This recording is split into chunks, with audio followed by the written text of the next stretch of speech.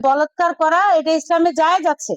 মাদ্রাসাগুলোতে monitor করেন, মাদ্রাসাগুলোতে monitor করা খুব প্রয়োজন, কারণ 2 বিল্ডিং পরপর আমরা মাদ্রাসা দেখতে পাচ্ছি। হ্যাঁ, ব্যাঙের ছাতার মতো মাদ্রাসা দেখতে পাচ্ছি।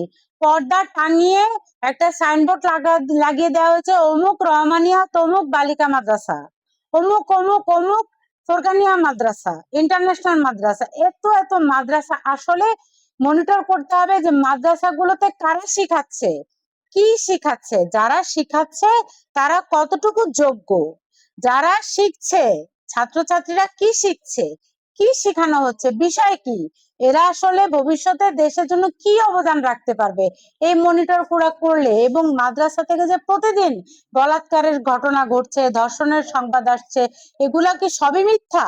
বাচ্চার শিশুরা তো কোমল, শিশুরা পবিত্র, তারা তো মিথ্যা কথা বলতে পারে না। একটা বাচ্চা যদি ভুক্তভোগী না হয় তাহলে তো সে কথাটা বলবে না, কিন্তু আসলে সে ভুক্তভোগী বিধায় সে বলছে। আর তারা নিজেদের মুখে বলছে যে তাদেরকে বলা হচ্ছে যে বলাৎকার করা এটা ইসলামে জায়েজ আছে, বলাৎকার করলে তারা জান্নাতে চলে যাবে।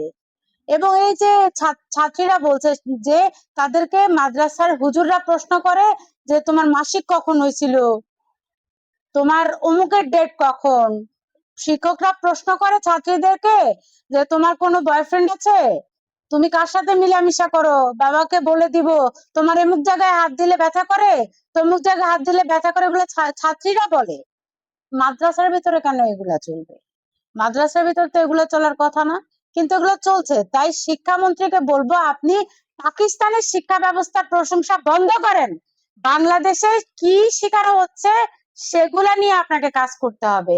আর পাকিস্তান আমি বুঝলাম না, ওই যে ইউনূস সাহেব যে বলছে রিসেট বাটনে চাপ দিয়েছে, আসলে মানে রিসেট বাটন চাপ দিয়ে এগুলা সব কয়টারে পিছনে নিয়ে গেছে, তা না হলে এরা পাকিস্তান পাকিস্তান করে কেন? পাকিস্তানে যাওয়ার তো শিক্ষামন্ত্রীর দরকার নাই, যে পাকিস্তানের অবস্থা বাংলাদেশ থেকে কয়েক ধাপ পিছনে শিক্ষামন্ত্রী আছে পাকিস্তানের শিক্ষা ব্যবস্থা নিয়ে। বাংলাদেশের মাদ্রাসা সব প্রত্যেকটা শিক্ষা ব্যবস্থাকে আপনি মনিটর করেন। ছোট্ট বাচ্চা মেয়েটা মারা গেল রামিসা, এই রামিসার মৃত্যুতে 20 কোটি জনগণ হাহাকার করছে। রামিসা আমাদের সবার সন্তান। এই যে ছোট বাচ্চাটা মারা গেল প্রতিবেশী আঙ্কেলের হাতে, পাশের বাসায় খেলতে গিয়ে সে মারা গেল। এই যে লোকটা নৃশংস ভাবে মেয়েটাকে করে ছিন্ন ভিন্ন করে ফেলেছে, পুরো শরীরটা, শরীর থেকে মাথাটা পর্যন্ত আলাদা করে ফেলেছে।